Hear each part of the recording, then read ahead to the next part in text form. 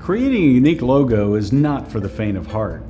An effective logo should be visible and distinguishable on a billboard from hundreds of feet away on an interstate at 70 miles per hour.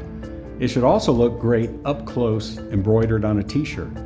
A great logo will be balanced, simple, timeless, memorable, and unique. Is that an impossible task? Obviously not, as some of the best known logos come to mind like FedEx, Apple, Nike, Coca-Cola, and IBM. Your logo must derive meaning from your brand, not the other way around.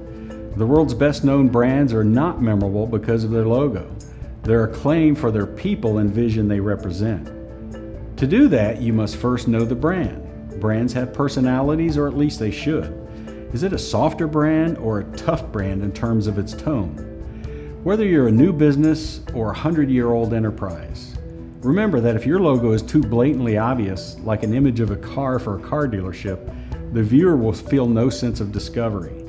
Too much abstraction is dangerous because your message can be lost. The colors and images used in your logo should align with your business and products and services you deliver. You don't start with a logo and build a business around it.